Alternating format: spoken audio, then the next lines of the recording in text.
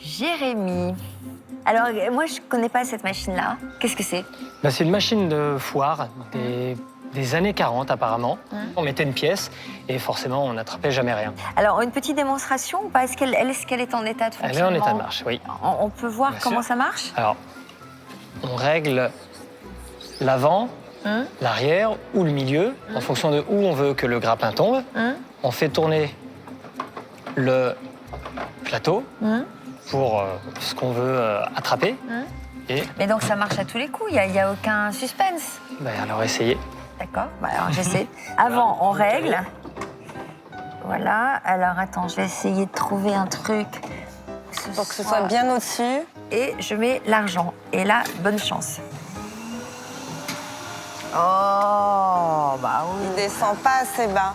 Mais Voilà pourquoi j'ai mis tout mon argent de poche quand j'étais petit. Ok. c'était à la mode dans les années 40 à 50. Donc, on l'a trouvé dans des fêtes foraines. On l'a trouvé dans les fêtes foraines. À l'origine, on mettait des bonbons ou des friandises.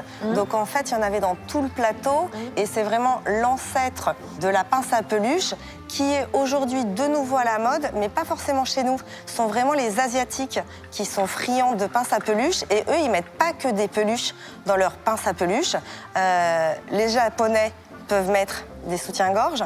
Ils peuvent mettre des tortues vivantes. Les Chinois, des crustacés également. Est-ce que ça prend de la valeur, Enora? Il y a quand même pas beaucoup de collectionneurs qui vont avoir un tel budget et de la place pour pouvoir le mettre chez eux. Alors, vous l'aviez acheté combien à l'époque? Je crois dans les 1000 € à peu près, il me semble. Et donc aujourd'hui, j'imagine que vous en espérez plus, 1005. en dessous duquel vous ne descendrez pas. Oui, En dessous de 1005, vous la vendez pas. On est d'accord? je préfère la laisser chez moi, oui. D'accord.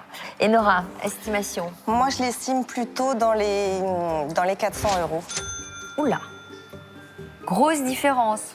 On gagne pas beaucoup avec la grue à pince. C'est un peu un attrape-nigo. 400 €, vous en voulez au moins 1500 €. Il y a quand même une grosse différence, plus de 1000 € d'écart. Est-ce que ça vaut le coup d'aller dans la salle des ventes? Je vais tenter ma chance. Alors, je vous remets le pass. Merci. Il est temps pour vous de rejoindre nos acheteurs dans la salle des ventes. Merci. Bonne chance. Merci d'être venu nous Au voir. revoir. Drôle de machine, quand même.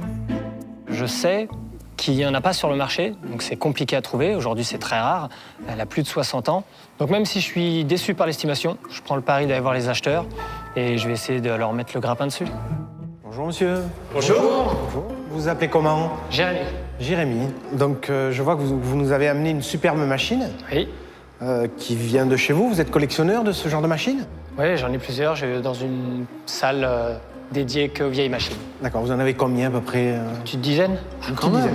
Et vous faites quoi dans la vie, jeune homme? Bah, je vends des objets déco. Vous faites un petit peu notre métier quelque part là. Hein? Peut-être un petit peu. Un petit peu. C'est une très belle machine, mais on aimerait savoir comment elle fonctionne. Est-ce que vous pouvez nous montrer? Ah oui. On regarde. Oh là là.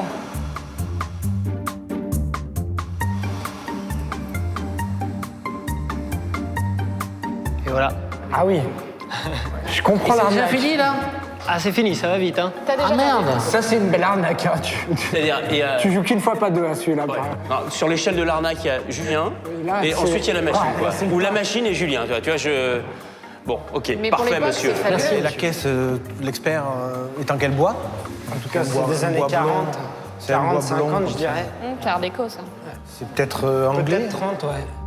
François n'est pas un marchand comme les autres. Depuis l'âge de 17 ans, il est ébéniste. Il n'a besoin que d'un coup d'œil pour évaluer la qualité d'un objet. Le bois, c'est un acajou très bas de gamme. Très, très bas de gamme. Ah d'accord. Oui, mais Fête foraine, donc voilà. Écoutez, moi je trouve ça amusant.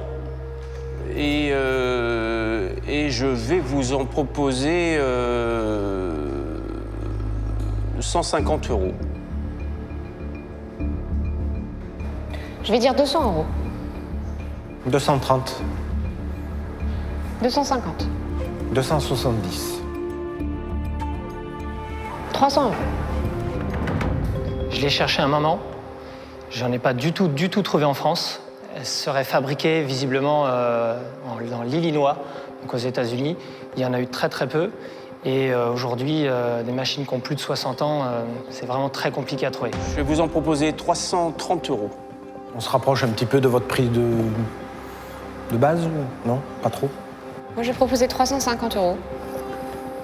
360. Bon, on va aller jusqu'à 400 alors. Ah, je vois le petit rictus là. Ça commence à venir, là. Non? Du tout. Pas du tout. Jérémy est coriace. Avec 400 € sur la table, Julien vient déjà de proposer le montant de l'estimation de notre expert. Il est maintenant seul à enchérir, en espérant convaincre Jérémy de lui vendre la machine à pince. Est-ce qu'à 480, vous pensez que potentiellement on pourrait faire une affaire? Non? À 500?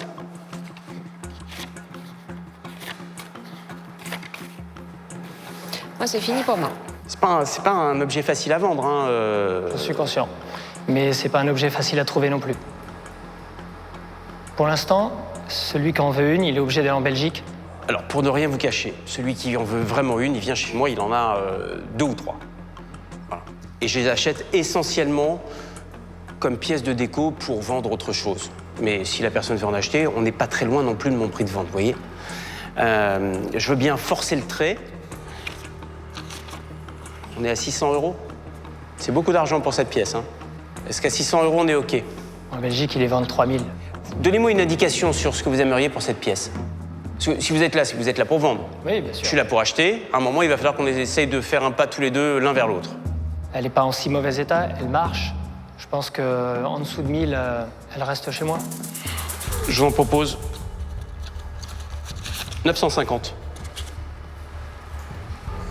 Il est très joueur, ce garçon. J'ai très envie de l'acheter. Vous avez envie de me la vendre à 1000, il y a un tout petit pas à faire pour y aller. On le fait ou on le fait pas? On le fait pas. Vous êtes dur. Vous êtes très, très dur. J'en conclurai que c'est une affaire non conclue. Je vais vous serrer la main parce que vous êtes dur en affaires.